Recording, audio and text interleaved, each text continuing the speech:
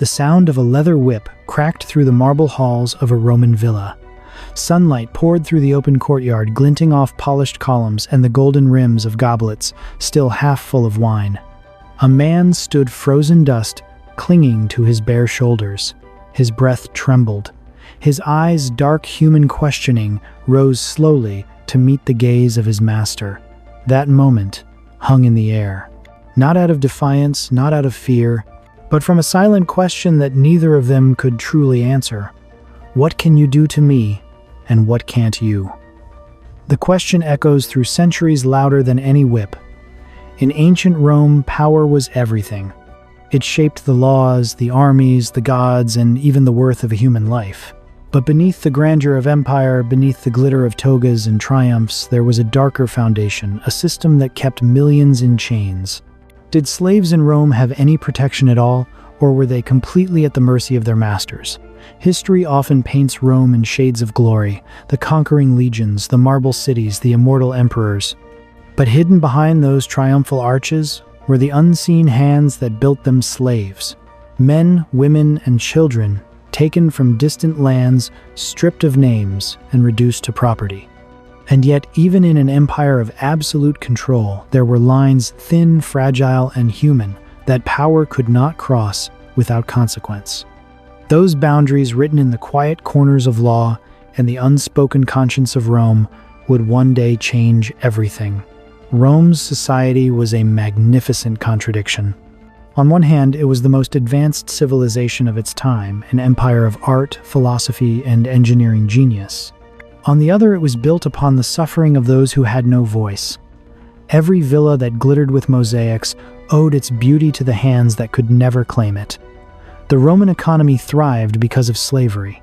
Fields of wheat outside the city ships crossing the Mediterranean, and even the household luxuries of senators, all depended on human labor bound by chains. The masters ruled with near absolute authority. They could command, punish, or sell their slaves as easily as trading goods in the Forum, but history is never so simple, because even the mightiest empire in the world began to wrestle with its own reflection. Many believed that a master's power was unlimited, that he could kill without consequence, punish without reason, and discard without remorse. Yet the truth is more complex. Roman law, philosophy, and morality evolved over centuries. There were moments, brief, almost imperceptible, when the world's most powerful people began to ask, "How far is too far?" Lucius, a young Roman historian, once stood among the courtyards of a wealthy estate, his wax tablet trembling in his hands. The master he served, a man of influence, was furious over a broken vase, its shards still glinting near the feet of a terrified slave. Lucius watched, torn between duty and conscience. He had been raised to believe that slaves were property. But as he looked at the trembling man before him, something shifted. He saw not a servant, not an object, but a person. As the master raised his hand again, Lucius's thoughts burned like the midday sun. If Rome can conquer nations, why can it not conquer its own cruelty? The lash fell. The silence that followed was heavier than the strike. From that moment, a story begins, one not just about Rome's glory, but its guilt. This isn't a tale of emperors or generals, but of conscience, of how power meets its limits, and how even in a world built on control, compassion can find a way to speak. Because history isn't only about what people could do, it's also about what they couldn't. By the end of this story, you'll see how the world's greatest empire began to question the very limits of its cruelty, how laws once written in favor of power began slowly to listen to mercy. So as we step back into the marble streets of ancient Rome, imagine the sound of sandals against stone, the whispers of the market, and the echo of chains hidden behind villa walls. There in the midst of sunlight and shadow, the question remains, what couldn't owners do to slaves in ancient Rome? The sound of that whip never really left Lucius. Even as the days passed, even as laughter returned to the villa, that single crack echoed in the back of his mind, reminding him of what power truly meant in Rome. Power in this empire was not just political, it was personal. It lived in every command, every gesture, every unspoken rule between master and slave. To the Romans, a slave was not a person, but a possession, res a thing. They could be bought, sold, punished, or discarded like any tool. The law did not see them as human beings. They had no legal marriage, no right to own property, no right to defend themselves. Their children were born into bondage, their love stories erased before they began. Lucius remembered his father's words spoken once during a family meal over wine and roasted lamb. "A slave is a tool that speaks," his father had said, his tone cold, certain. "Do not let pity confuse you, my son. Mercy weakens authority." At that table, surrounded by marble and gold, Lucius nodded like a dutiful heir. But inside, something twisted. He thought of the kitchen below, the endless rhythm of footsteps, chopping knives, and the faint hum of tired voices never meant to be heard. Every corner of the villa breathed with their presence. In the kitchens, slaves stirred pots from dawn until night, their arms aching under clouds of steam. In the fields beyond the walls, hundreds bent over the soil, their backs burning beneath the same sun that gilded their masters' gardens. Others followed their owners to battle, carrying shields they would never wield. Some stood silent at the baths, pouring water over men who debated politics and philosophy, discussing virtue while standing upon the shoulders of those denied it. Rome's slaves came from everywhere: Gaul, Carthage, Greece, Egypt. Some were prisoners of war. Others were born in the empire's shadow, never knowing freedom. Their fates differed, but their chains were the same. There were, however, degrees of slavery gradations within captivity. Household slaves were the fortunate ones, or so people said. They lived indoors, served wine, cleaned, dressed their masters, and sometimes even advised them. Their reward was survival and occasionally trust. Field slaves were the invisible backbone laborers who grew the empire's wealth with bleeding hands. Many died young, forgotten before their names ever mattered. And then there were the gladiators, the empire's brutal entertainers. Men forced to fight for honor that wasn't theirs, their blood turning the sands of the Colosseum into Rome's favorite spectacle. Lucius had seen all three. He admired their strength, feared their endurance, and pitied their silence. But among them there was one face he could never forget: Danya. She had once been a noble's daughter from Greece, captured when her city fell. Her family's library was burned, her brothers killed. Now she wore the linen robe of a tutor, teaching the children of the man who had destroyed her world. Lucius often passed her study room. She spoke softly, her Latin perfect, her voice carrying an old grace that didn't belong to servitude. The young boy she taught laughed freely. He didn't see her chains. One evening, Lucius stopped by the doorway. "Danya," he said quietly, "do you ever miss home?" She looked up. Her eyes, calm, clear, unbroken, met his. "Home," she whispered. "Home is a memory I teach to someone else's child." Her words pierced deeper than any whip. Lucius stood there, unable to reply. For the first time, he realized how power can cage not only bodies but hearts. That night, as the villa grew quiet and the torches flickered, Lucius walked the marble corridor alone. He could hear faint murmurs from the servants' quarters, the sound of tired breathing, the clink of chains being adjusted before sleep. He thought again of his father's words, "a tool that speaks." But the more he listened, the more those voices sounded less like tools and more like something Rome refused to acknowledge: people. They laughed quietly among themselves. They wept softly for their dead. They sang sometimes songs from distant lands, strange to Roman ears, but full of something the empire could never conquer: spirit. Lucius leaned against a pillar, the cool stone pressing into his skin. The stars above Rome were bright, relentless, eternal. He whispered to himself, almost afraid to hear his own voice. If we call them tools, then why do they love? Why do they fear? Why do they dream? The questions hung there in the night air unanswered. And as Lucius closed his eyes, he could feel it, the weight of a truth too dangerous to speak aloud. A truth that would one day rise from the cracks of Rome's marble floors and shake the empire to its core. And that question, in time, he thought, would shake the very pillars of Rome. The questions that haunted Lucius soon began to find their answers not from philosophers, but from the laws themselves. Rome, for all its cruelty, was also a machine of order. And even the masters of men were not beyond its reach. By the turn of the 1st century, whispers of reform began to ripple through the empire. The Senate, fearing chaos from the growing number of freed slaves, set its hand upon the unspoken boundaries of power. That was when the first limits were written. In the year 2 BC, under Emperor Augustus, came the Lex Fufia Caninia. It was simple in appearance but heavy in consequence. A master could no longer free as many slaves as he pleased. If he owned 10, he could release no more than 5. If he owned 30, only 10. If 100, just 25. Freedom, once at the whim of generosity or guilt, was now measured and rationed like grain. Augustus had built an empire of discipline, and this law ensured that mercy too would follow rules. Lucius read about it in the Senate records, tracing the inked lines that had turned compassion into calculation. He felt a chill. Rome had found a way to legislate kindness. Then came another law, the Lex Aelia Sentia, in the year 4 amperes. It declared that no master under the age of 20 could free a slave at all, and no slave under 30 could be granted full Roman citizenship unless there was a just cause. What was once a simple act, a master's will to liberate, became a negotiation with bureaucracy. The empire feared disorder more than it cherished mercy. The reason was clear. Rome was changing. Every freed man became a citizen, and too many citizens meant too many voices in the forum. Too many claims on rights meant for the elite.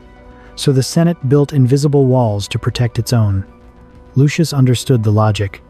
Yet when he looked into the faces of those still bound, that logic turned hollow. That's when he met Tiberius Varro, a wealthy patrician who owned one of the largest estates near the Tiber River. Tiberius was no ordinary master. He was old, worn down by both luxury and regret.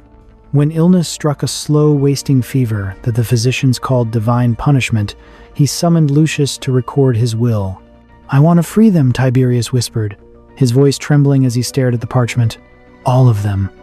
Every soul who ever served this house." Lucius paused. "All of them, my lord," Tiberius nodded. His hand shook as he reached for the stylus. "I have lived long enough to see that the weight of a man's soul cannot be carried by another's chains." The words were noble, but the law was merciless. When the will was presented to the magistrate, it was rejected. "The Lex Fufia Caninia forbids it," the judge ruled coldly. "You may free only 1/4 of your slaves." Lucius watched as the message was delivered back to Tiberius. For a long moment, the old man said nothing. Then he smiled faintly, a weary, broken smile. "Then let mercy be divided by 4, he murmured. The next morning, the villa gathered in silence. Hundreds of slaves stood before their master, the rising sun catching the tears on their faces. Tiberius, frail and pale, lifted the decree with both hands. His voice wavered as he read the names, dozens, then hundreds, until he could no longer speak. When the chosen ones stepped forward, those who remained fell to their knees, not out of anger or envy, but gratitude. They bowed not to power, but to intent, not to freedom, but to the will to give it. Lucius stood at the edge of the crowd, his chest tightening. In that moment, Rome's laws felt small compared to the immensity of mercy. He wrote later in his journal, his hand trembling with emotion, "Even power has its limits, but mercy knows none." That night, the house of Tiberius fell silent. The old master passed away before dawn, his body carried out beneath a sky still gray with morning mist. Lucius closed his eyes as the procession moved past. He thought of the freed slaves walking into the city, their faces filled with cautious hope, and of the hundreds left behind, still in chains, still waiting for a world that measured compassion not by law but by heart. The whip was silent now. But in that silence, Rome was beginning to change, slowly, painfully, inevitably. Because even an empire built on control could not escape the quiet rebellion of mercy. The death of Tiberius lingered in Lucius's thoughts for years. Mercy had brushed against the walls of Rome, but it had not yet broken through. The empire still marched forward, efficient, proud, and blind to its own reflection. Yet time, like a tide, began to wear down even marble. By the 2nd century AD, something new stirred beneath the grandeur. The emperors who once glorified conquest began to speak of restraint. The law, once the voice of authority, was slowly learning to speak for the voiceless. Under Emperor Hadrian, the unthinkable happened, a law forbidding masters from killing their slaves without cause. For centuries, the right to kill had been the ultimate mark of ownership. Now that right was questioned. A master could still punish, but not without reason. And if his cruelty was found excessive, if his hand went too far, he could be tried, even stripped of his property. For the first time in Roman history, the law dared to whisper a dangerous idea: a slave may be a man, Lucius read the decree beneath the flickering light of a lamp, the ink shining like blood across parchment. He could hardly believe it. Rome, the empire of discipline, had finally written mercy into its code. He wrote in his journal that night, "The law now speaks for those who have no voice." Perhaps that is how civilization begins, not with war, but with empathy.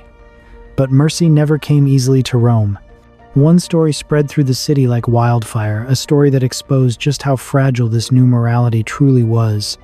Vettius Pollio, a wealthy nobleman and friend of Emperor Augustus long ago, had once ordered a slave thrown into a pond filled with eels for accidentally breaking a crystal cup. The slave's screams echoed across his estate, and the story endured through generations. Now, decades later, that cruelty had returned to haunt Rome. Citizens recalled it with disgust. Scholars wrote of it as a stain on Roman dignity. Seneca, the Stoic philosopher, condemned such acts in his writings. "Are they not men born under the same sky, breathing the same air?" Those words struck Lucius deeply. He could imagine Pollio's villa, beautiful, lavish, a monument to Roman wealth, and beneath it a horror that mocked everything Rome claimed to be. One afternoon, Lucius found himself walking through the forum where people gathered to debate the emperor's new law. The air buzzed with tension. "They say Hadrian forbids killing slaves now," one merchant muttered. "Next, they'll tell us to eat with them at our tables," another scoffed. But others, poorer citizens, freedmen, even soldiers, nodded in quiet approval. For once, a woman whispered the law remembers that we all bleed the same. Lucius stood among them listening. He realized that something was shifting, not just in law, but in the hearts of people. Rome was beginning to feel. Later that evening, as twilight descended upon the city, Lucius was summoned to a villa near the Palatine Hill. A tragedy had occurred. He entered a marble courtyard, dimly lit by oil lamps. There, beneath the colonnade, lay the body of a young slave, his skin bruised, his eyes half open, as if still pleading for understanding. The scent of iron and dust filled the air. A magistrate stood nearby, murmuring to witnesses. The master had beaten the boy to death for dropping a scroll. Now, under Hadrian's new law, he would face judgment. Lucius froze his throat tight.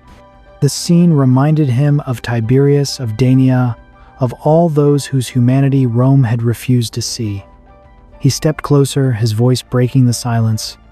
"If Rome can build roads across continents," he whispered, "can't it build compassion within its walls?" No one answered. Only the sound of sandals shifting on stone echoed back. That night, Lucius walked home through the narrow streets. Torches flickered on the walls, casting long shadows that seemed to follow him. The city was quiet, but he could feel it breathing, restless, uncertain, caught between old cruelty and new conscience. He paused by the Tiber River, watching its dark waters flow. He thought of Pollio's pond, of the boy's lifeless body, of the emperor's decree. And he wondered, could laws truly change hearts? Or were they just mirrors reflecting what men refused to see? The stars shimmered above, cold and distant. Lucius whispered into the wind, "Even power can be tamed by justice." But justice without mercy is just another kind of cruelty. The river carried his words away like secrets lost to time. And somewhere deep within Rome, beneath its temples and triumphs, the empire's heart began slowly, painfully to learn how to feel. The river kept flowing.